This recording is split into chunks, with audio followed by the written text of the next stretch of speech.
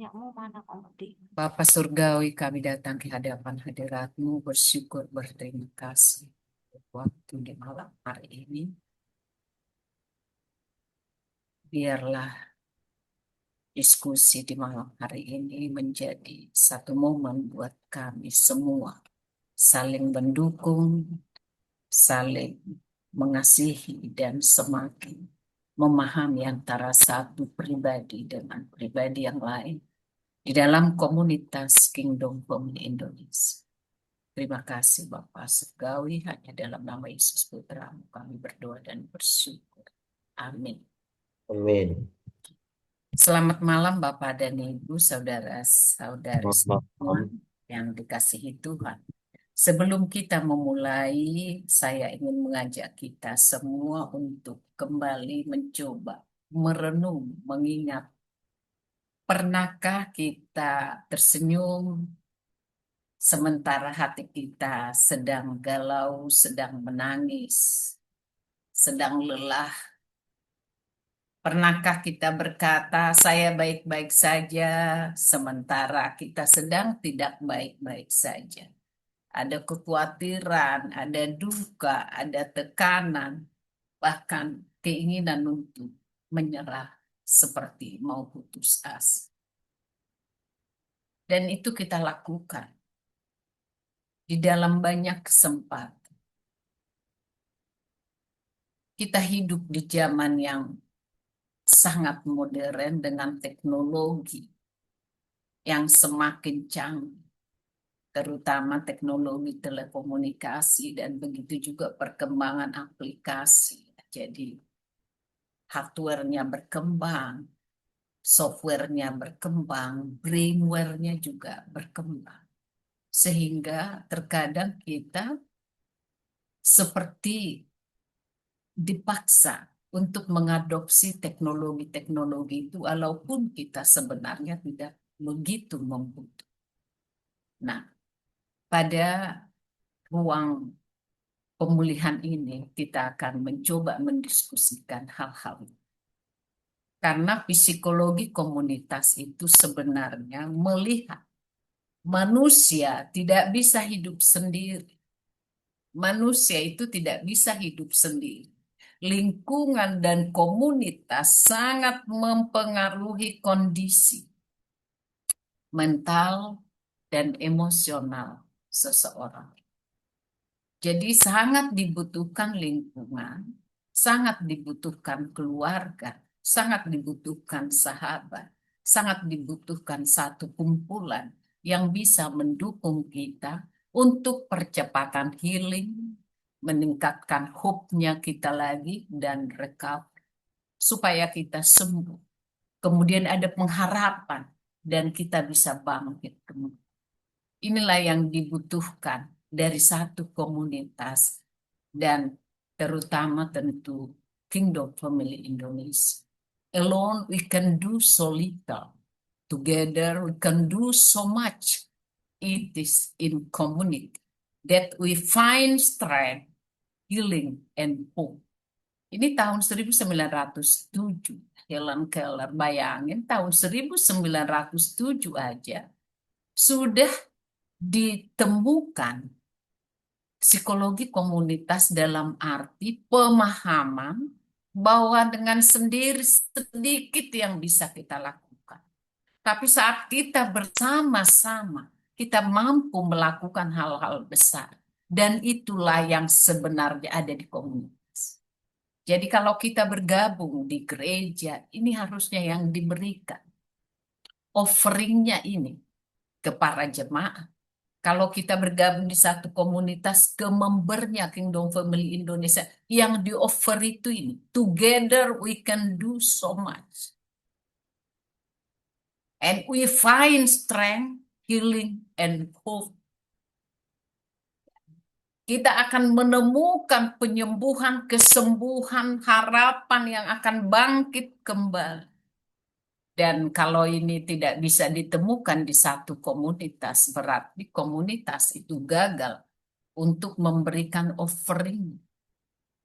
Karena dengan komunitas itulah kita bisa bangkit, bisa sembuh, dan bisa menciptakan perubahan untuk dunia yang lebih baik, untuk komunitas yang lebih baik, dengan cara membangun relasi, menjalin hubungan yang baik sebagai milik bersama.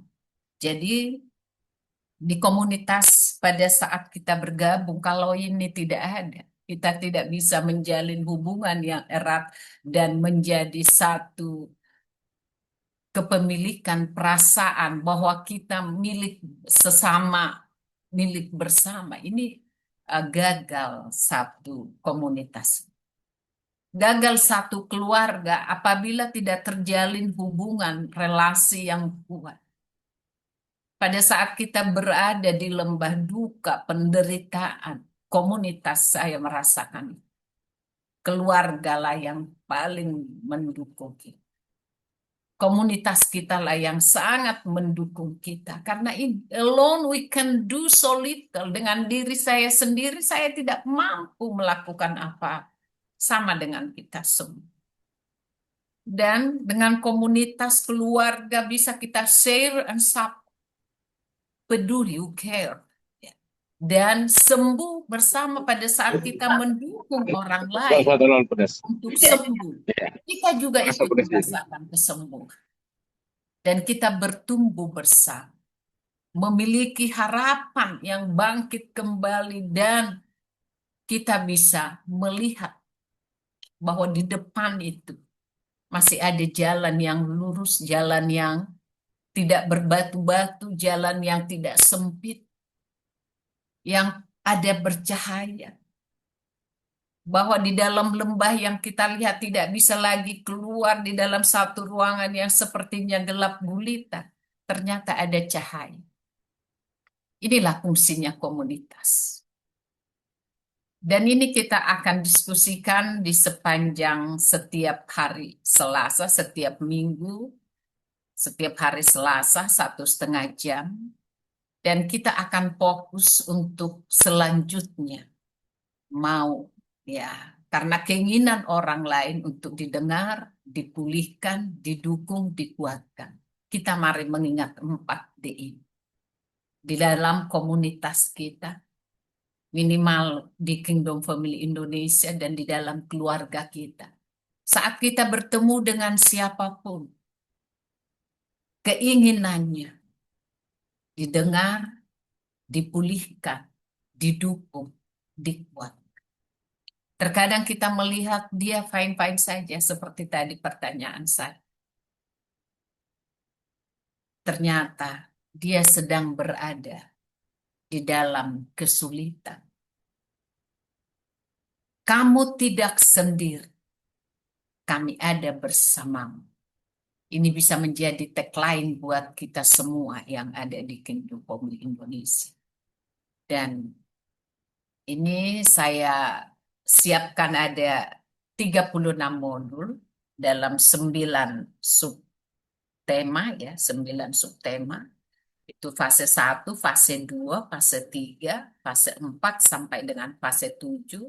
Ada 36 modul dan untuk saat ini kita masuk di modul 1, talk 1.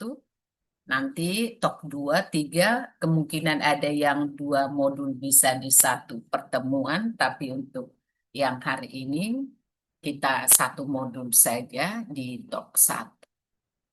Dan intinya akan fokus kepada healing the individual, strengthening the community, and building a better future, a better life. Jadi dukungan yang kita berikan kepada siapapun itu akan mempercepat kesembuhan dari seseorang individu. Dan ini otomatis akan memperkuat komunitas. Jadi pada saat kita mendukung, mau mendengar teman kita yang berada di dalam ketidaknyamanan, di dalam satu permasalahan, dia disembuhkan dan juga memperkuat komunitas. Jadi karena apa? Yang seseorang yang kemudian dipulihkan, dia akan bangkit dan dia akan berjuang bersama-sama dengan komunitas.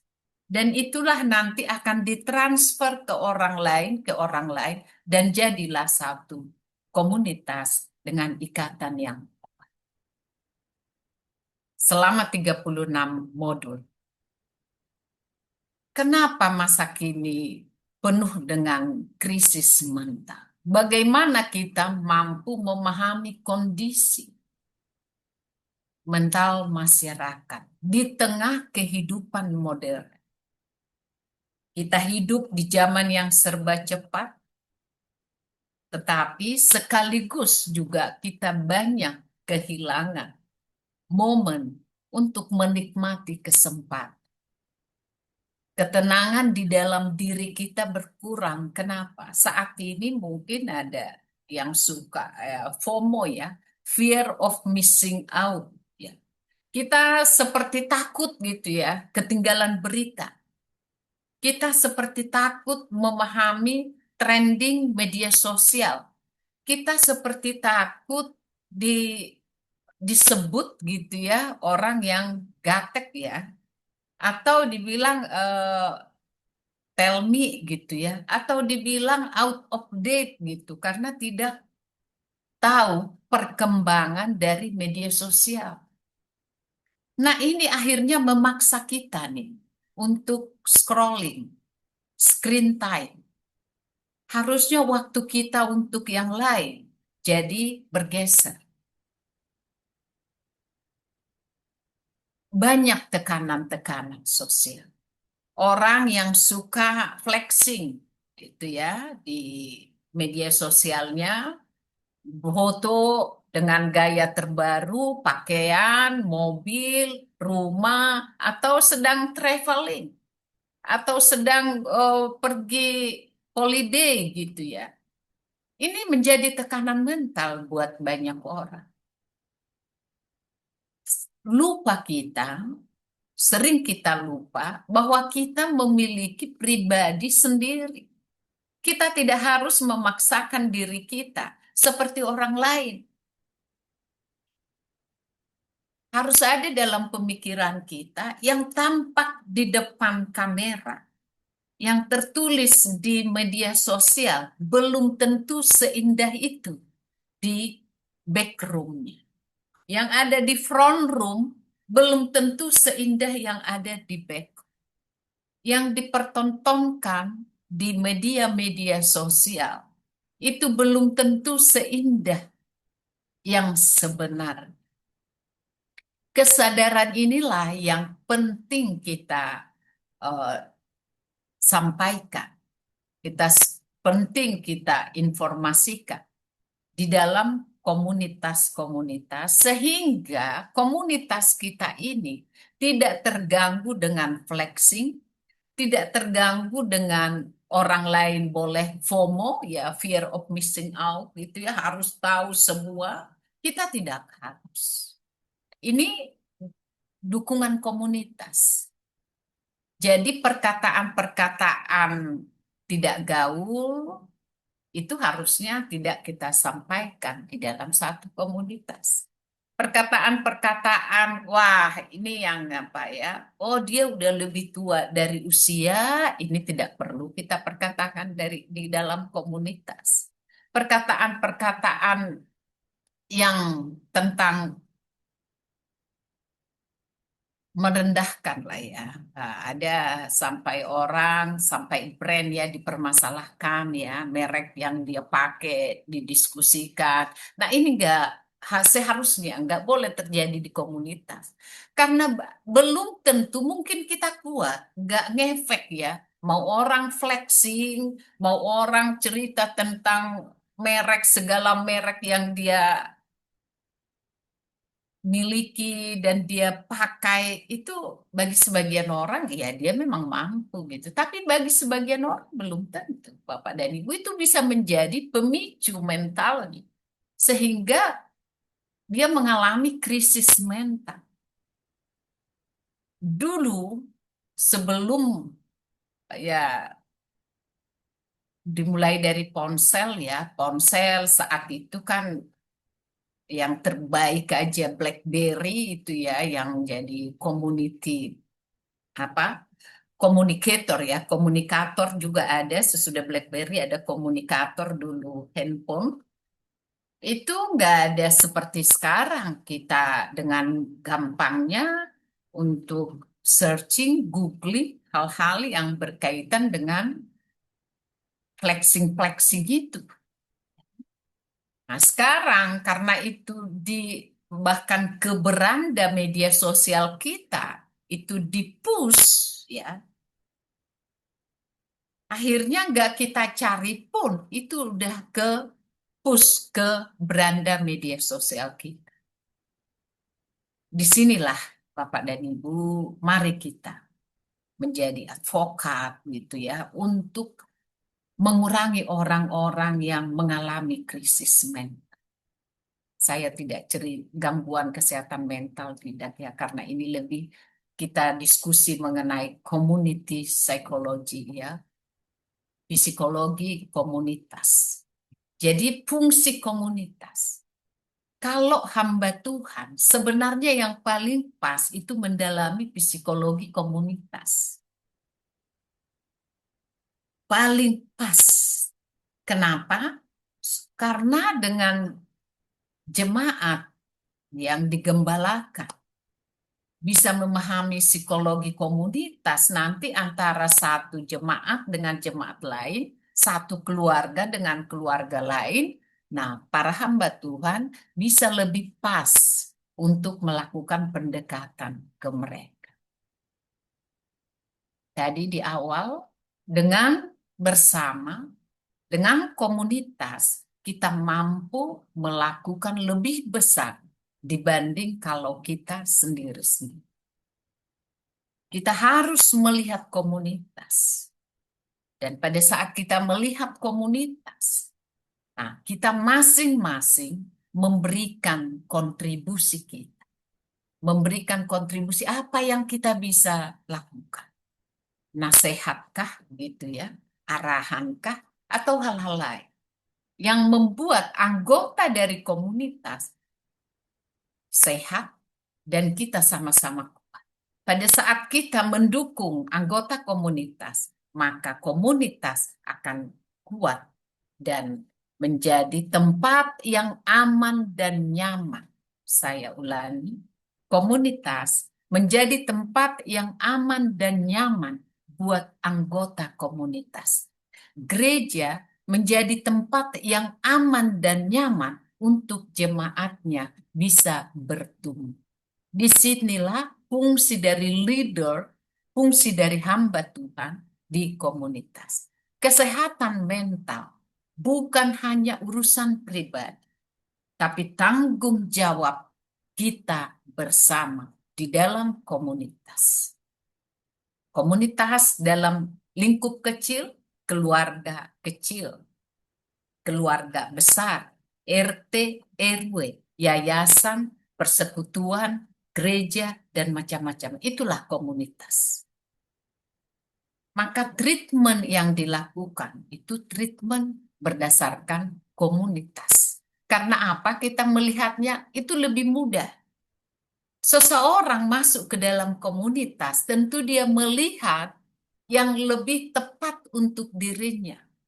Apakah itu hobinya yang sama, gitu ya, passionnya yang sama, beliefnya yang sama, education yang sama, olahraga yang sama, ya, bakat yang sama. Maka itu nggak mungkin ada orang bergabung di Kingdom Family Indonesia yang tidak punya niat untuk pewartaan kabar baik, Injil keselamatan, tidak akan mungkin. Atau minimal dia pengen belajar. Nah, kesamaan inilah sebenarnya yang akan mempermudah. Kalau kita sama sehati, sepikir, akan mempermudah pertumbuhan dari semua anggota komunitas. Krisis mental di tengah kehidupan modern. Zaman yang serba cepat, flexing yang begitu ramai, semuanya memaksa kita menjadi mudah cemas, khawatir berlebihan, sulit tidur, mudah lelah, burnout, cepat marah, emosional, kehilangan motivasi, semangat hidup, berkurang, merasa kosong, tidak berharga, menarik diri dari lingkungan, overthinking, sulit fokus. Ada lingkungan sosial yang melemahkan, ada komunitas juga yang melemahkan membernya, anggotanya. Ada gereja juga yang melemahkan jemaat. Ada budaya menghakimi. Ini paling banyak ini budaya menghakimi. Kurang iman, habis sih gerejanya juga on off gitu ya. Di rumah kali jarang berdoa. Ini paling mudah kita menghakimi. Tidak tahu bersyukur. Ini ya, tidak tahu terima kasih gitu. Minim empati di komunitas ini. Sering lagi kata-kata yang menyakitkan. Bukan di sini yang tegas ya, bukan. Tegas harus tegas gitu ya. Tapi kalau menjadi kemudian bergosip, itu harusnya tidak ada di satu komunitas. Tetapi ada juga komunitas atau lingkungan yang mendukung, yang menyembuhkan, mendengarkan tanpa menghakimi. Ini paling sulit buat kita. Kadang belum selesai, tapi kita sudah buru-buru. Yang mau memberikan dukungan, yang menerima tanpa syarat. Semoga kita semua di Kingdom Indonesia, inilah yang harusnya menerima tanpa syarat kekurangannya dan membentuk dia untuk bertumbuh bersama dan memberikan rasa aman dan nyaman. Lingkungan bisa menjadi tempat luka. Komunitas, gereja, persahabatan, itu bisa yang memperdalam luka kita. Tetapi ada juga lingkungan yang memberikan kita kesembuhan. Kalau kita disuruh memilih, tentu kita memilih komunitas yang memberikan kesembuhan, yang menjadi tempat pemulihan. Tetapi kita tidak akan selalu bisa. Ada kadang harus trial and error, gitu. Dan pada saat trial, justru kita terluka dan kita tidak cukup kuat untuk membentengi diri kita. Sehingga kita terluka dan menjadi takut untuk bergabung. Banyak pengalaman seperti ini. Bagaimana saya bisa bergabung gitu. Saya pernah mencoba bergabung di satu komunitas, tetapi cuma ya penderitaan yang saya alami, cuma kepahitan yang saya alami, cemoohan yang saya terima. Karena itulah kita harus mencoba untuk mendalami, ya mendalami dalam artian supaya kita bisa memahami psikologinya anggota kita yang ada di tempat kita bergabung. Karena apa? Semua manusia membutuhkan relasi yang sehat, membutuhkan komunitas yang aman, rasa untuk diterima, pengen ada dukungan. Dan kita juga sadar, saya tidak mungkin sembuh, tidak mungkin pulih dengan saya sendiri berjuang. Ya, berjuang dalam artian berdoa, memuji Tuhan, kemudian melakukan tahapan. Saya sendiri tidak mungkin. Tapi ada dukungan yang kuat dari yang mengasihi kita, komunitas kita lah dalam hal ini. Ada yang memberikan tangan, ada yang mendukung di dalam doa, ada yang membantu untuk menemani saat pergi ke dokter, ada yang membantu dukungan dalam doa pada saat kita tidak mampu berdoa. Ini semua kita peroleh dari keluarga, dari komunitas. Sekarang sudah Beban kita saja udah berat masing-masing hidup di dunia masa kini. Banyak tekanan-tekanan sosial yang kita terima. Belum lagi tuntutan pekerjaan, ekonomi, keterbatasan, semua media sosial, flexingnya perbandingan hidup. Ada lagi ekspektasi dari orang lain atau keluarga kepada kita. Ini semua membuat kita menjadi semakin tertekan. Saat kita membandingkan diri kita lagi dengan orang lain yang segalanya serba lebih dari kita, ini juga jadi tekanan. Pertama, kedua, ketiga menjadi krisis, krisis, krisis. Nah, disinilah kita, Bu. Pada saat kita melihat teman kita menjauh dari pergaulan, pada saat kita melihat bahwa ada sesuatu yang dia tidak, yang biasanya dia ramah, suka talkatif, tiba-tiba menjadi pendiam, mengurung diri. Tugas dari komunitas lah di sini. Menjadi gembala sidang itu sangat berat sebenarnya. Apakah ada healing, ada hope, ada recovery? Kalau Kingdom Family Indonesia itu one spirit ya, one hope, apa satu lagi ada tiga ya. Nah, kita hope-nya itu tetap ada di psikologi komunitas. Apakah kita itu merasakan gitu ya, dukungan? Apakah kita itu merasa diterima? Apakah kita dianggap sebagai anggota yang perlu dikasihi, dicintai? Ini tentu akan membuat organisasi itu, atau rumah tangga itu, atau keluarga itu menjadi semakin kuat di dalam bondingnya, ikatan keluarganya, ikatan perasaannya di dalam satu komunitas.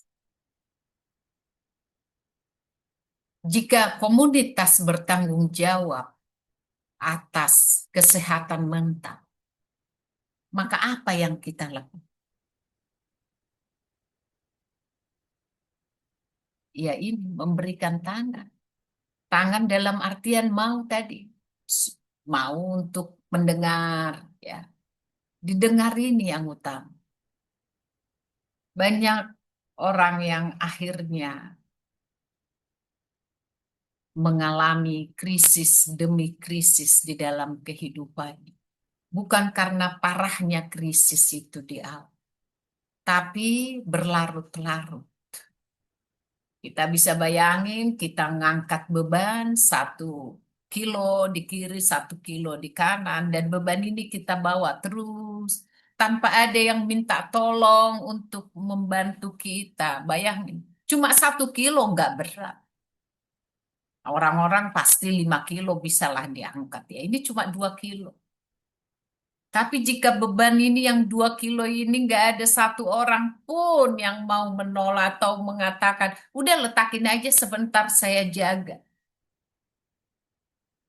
Dia akan tetap dibebani dengan 2 kilo. Dan lama-lama dia akan bungkuk badannya hanya karena beban 2 kilo. Seperti itu juga hidup dari banyak keluarga, banyak pribadi, banyak anggota komunitas yang diam sendirian mengangkat bebannya itu. Tidak ada telinga yang mau mendengarkan keluh kesahnya, yang menganggap itu biasa saja, yang menganggap itu lebay. Tapi pada saat ada orang yang mau tadi, beban itu udah sini sebentar. Sebentar, sebentar, cuma untuk mengingatkan itu bisa kamu letakin sebentar, udah pergi aja ke toilet, gak usah bawa-bawa. Ini contoh simpel. Butuh dukungan dari siapapun kita. Sehingga apa?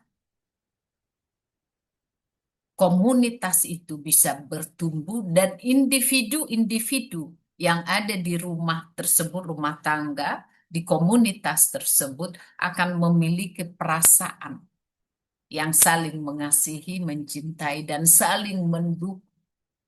Dan itu kelihatan satu orang dulu, dua orang, tiga orang, karena semua pasti pada akhirnya akan memilih, akan ada beban-beban itu di dalam kehidupan. Beban apakah itu yang dari internalnya dirinya, apakah itu dari keluarga kecilnya, apakah keluarga besarnya, atau dalam interaksinya dengan komunitas-komunitas. Beban itu pasti ada. Tadi tekanan untuk hidup sehari-hari sudah, ditambah beban-beban pergaulan, ditambah dampak dari teknologi, ini bergabung menjadi satu tekanan yang besar apabila tidak ada yang mau mendengar dengan sungguh-sungguh. Kalau saya melihat pada saat ini memang hamba Tuhan sendiri sudah sibuk ya. Hamba Tuhan di persepsi harus kuat. Dia harus kuat walaupun dia dalam posisi tertekan, ada limitasi-limitasi dalam hal finansial, tapi dia harus tetap kuat. Seolah-olah dia tidak boleh memiliki masalah. Bagaimana mungkin dia juga mendengar, menjadi pendengar yang baik atas masalah orang lain? Ini menjadi satu hal yang memang harus disingkapkan. Dalam artian apa? Sesama yang menganggap yang lagi terbeban pun gak apa-apa. Sesama yang lagi terbeban, sama-sama berdiskusi, saling mendengar atas beban yang satu dengan beban yang satu. Jadi hamba Tuhan atau kita semua yang melayani saat ini, nggak apa-apa juga kita menyampaikan bahwa saya sendiri juga dalam kondisi tidak baik-baik saja. Dalam hal kesehatan saya, keuangan saya, keluarga saya, dan banyak hal. Sehingga yang tadi jemaah, kemudian yang ini hamba Tuhan, nah diskusi secara transparan terbuka. Nah di situ justru akan ada pemulihan bersama. Jadi jangan malu kita untuk mengungkapkan perasaan kita, jangan malu kita untuk mengakui di sini pengakuan menjadi penting. Pengakuan kita. Misalnya apa nih yang menjadi beban saya? Saya gampang marah. Nggak apa-apa kita sampaikan. Saya merasa iri dengan orang lain karena satu, dua, tiga. Misalnya, nggak apa-apa kita sampaikan. Nah, disitulah kita belajar akan kondisi dari point of view, dari pola pandang ya, cara pandang orang lain. Sehingga saling nanti memberi nasihat. Nggak ada yang lebih di atas ya, superior dalam hal krisis mental. Nggak ada yang superior. Kita sama-sama, semua. Dengan memahami itu dan menerima, menyadari, ya, sadar, mengakui. Pengakuan inilah yang utama. Pengakuan bahwa saya tidak baik-baik saja dan mau mengungkapkan ketidakbaikan yang dirasakan. Ini akan membuka proses percepatan di dalam kesembuhan, di dalam pemulihan. Bapak dan Ibu semua, jika kita sadar bahwa kesehatan mental itu bukan hanya tanggung jawab dari individu, bukan hanya tanggung jawab dari kita pribadi, tapi juga tanggung jawab dari satu komunitas, satu keluarga, satu gereja. apa yang harus kita lakukan. Apabila kondisi dari leader dari komunitas, para hamba Tuhan yang melayani, juga dalam posisi seperti itu, tidak baik-baik saja. Saling membuka diri. Saling membuka diri. Supaya apa? Dari rasa percaya ya, ada trust antara kita dan jemaat, antara leaders dan member of community. Di situ nanti akan terbangun satu kesamaan bahwa masing-masing kita ternyata saling membutuhkan dukungan. Tumbuh kekuatan, tumbuh semangat untuk bertumbuh bersama, sembuh bersama, dan bangkit dengan semangat yang baru. Dalam satu semangat untuk membesarkan komunitas, untuk membesarkan gereja, untuk membesarkan keluarga rumah tangga, dan harapan akan masa depan yang baik. Sebagai anggota keluarga, sebagai anggota komunitas. No one heals alone. We heal in community. We find hope in connection. We recover through support, understanding, and love. Tidak ada orang yang bisa sembuh sendiri, secara sendiri. Kita itu akan mengalami kesembuhan justru di komunitas. Karena pada saat kita berhubungan, menjalin ikatan kekeluargaan antara satu dengan yang lain, disitulah akan tumbuh kembali harapan-harapan yang mungkin sudah pudar di tengah permasalahan yang kita alami. Dan kita akan bangkit kembali melalui dukungan, pemahaman, dan juga cinta dan kasih sayang. Maka di talk pertama ini, Face Talk ini, mari kita fokus mengingat ada healing, ada hope, ada recovery. Saat kita berada di komunitas. Together we heal, together we hope, together we recover. Bersama kita akan meraih semuanya.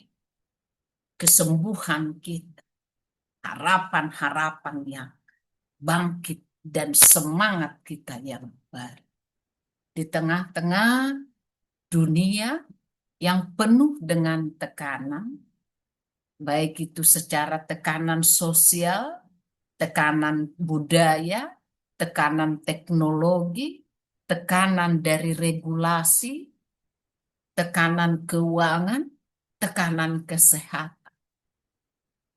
Di tengah-tengah itu semua, kita bisa bersama-sama, bertumbuh bersama, dan hidup dengan harapan yang lebih baik dan pertumbuhan yang lebih baik. Baik secara individu, baik secara keluarga, rumah tangga kita, anak-anak kita, baik itu juga secara komunitas kita.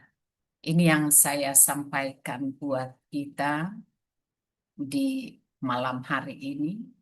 Kiranya ini bisa membuka atau menjadi stimulus ya, insight, supaya kita bisa mendiskusikan tentunya dengan lebih terbuka dan menerima seseorang secara lebih tulus dan bersedia menjadi telinga-telinga yang siap tanpa melakukan judgment. Terima kasih buat Bapak dan Ibu semua, mari kita berdoa. Bapak Surgawi, terima kasih buat kesempatan di malam hari ini. Kiranya kami semakin Tuhan mampukan untuk menjadi pendengar-pendengar sejati buat siapapun yang Tuhan perkenankan berinteraksi dengan kami. Hanya di dalam nama Yesus Putramu kami berdoa dan bersyukur. Amin.